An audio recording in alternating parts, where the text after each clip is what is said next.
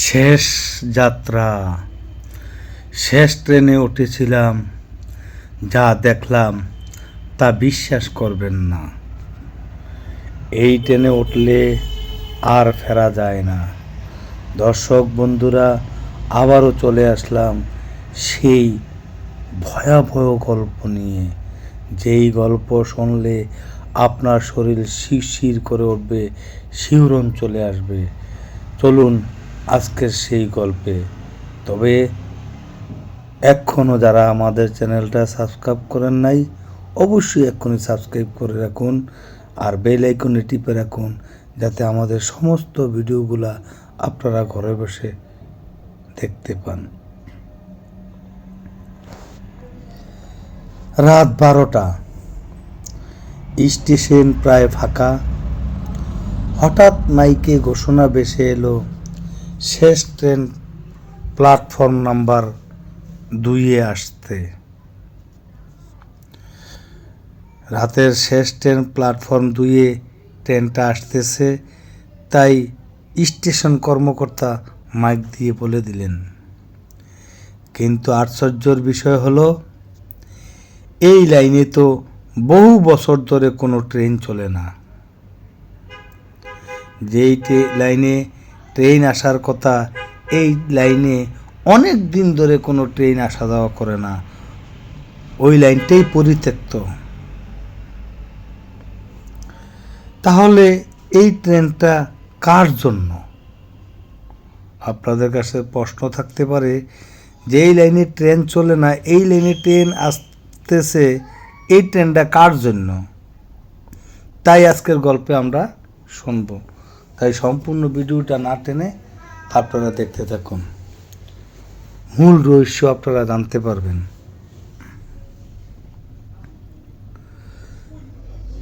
ভিডিওটা শেষ পর্যন্ত দেখুন, সত্যিটা জানলে আপনি অবাক হয়ে যাবেন। রাশেদ একজন সাধারণ ছেলে, চাকরির ইন্টারভিউ দিতে শহরে এসেছে গ্রাম থেকে। রাশেদ স্টেশনে দাঁড়িয়ে আছে, শেষ বাস মিস করেছে সে। চারপাশে কুয়াশা, অন্ধকার আর শীতে সে কাঁপছে।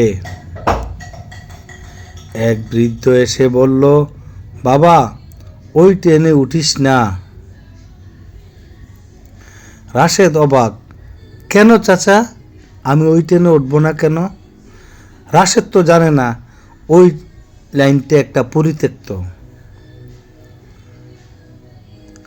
বৃদ্ধ চুপ, শুধু বলল, ওটা মানুষের ট্রেন না।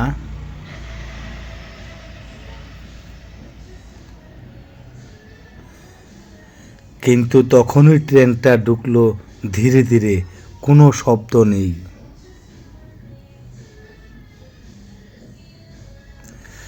রাশেদ সাহস করে ট্রেনে উঠল। ভেতরে ঢুকেই সে লক্ষ্য করল, সব যাত্রী চুপচাপ বসে আছে, কারোর চোখে চোখ পড়ছে না।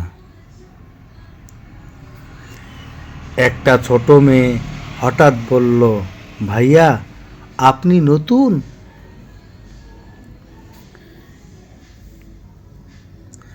রাশেদ জিজ্ঞেস করল, তুমি কোথায় যাচ্ছ?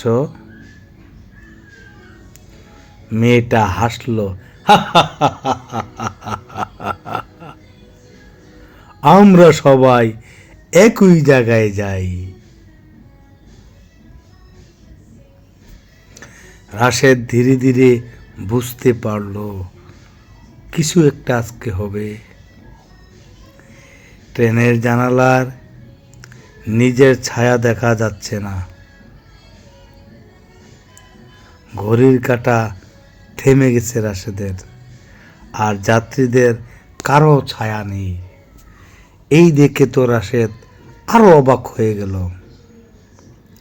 হঠাৎ সে মনে করল, আজ থেকে 5 বছর আগে এই লাইনে একটা বড় দুর্ঘটনা হয়েছিল। একটা ট্রেন লাইনচ্যুত হয়ে সব যাত্রী মারা গিয়েছিল। তাহলে এই ট্রেন এইটা? তখন তার সেই বৃদ্ধ লোকের কথা মনে পড়ে গেল যে আমাকে তো এই ট্রেনে উঠতে সেই বৃদ্ধ লোকটা মানা করেছিল, আমি কেন শুনলাম না। হঠাৎ ট্রেনটা থেমে গেল। একজন লোক উঠে দাঁড়ালো, যারা নতুন তারা নেমে যাও। রাশেদ ভয়ে কাঁপছে। মেয়েটা বলল, ভাইয়া এখন না নামলে আর কখনো নামতে পারবেন না। রাশেদ দৌড়ে দরজার দিকে গেল, আর ঠিক তখনই সে পড়ে গেল স্টেশনের মাটিতে।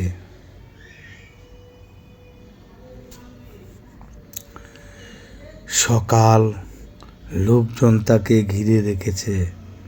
রাশেদকে একজন বলল, এই ছেলে রাতভর এখানে অজ্ঞান হয়ে পড়েছিল। রাশেদ উঠে বসল, দূরে তাকিয়ে দেখল ট্রেন লাইনে কিছুই নেই, খালি জায়গা পড়ে আছে। কিন্তু তার হাতে একটা টিকিট, লেখা শেষ যাত্রা।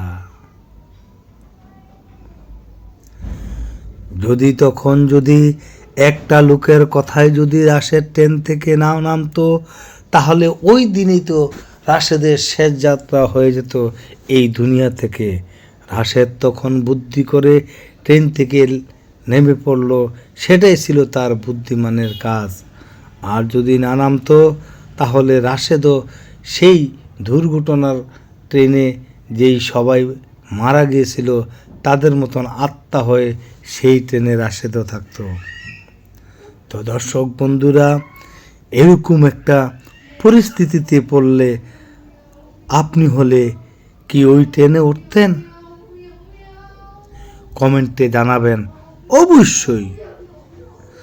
আর এমন গল্প পেতে সাবস্ক্রাইব করে রাখুন আমাদের চ্যানেলটি, যাতে এরকম সুন্দর সুন্দর গল্প আপনারা আমাদের চ্যানেলের মাধ্যমে শুনতে পান।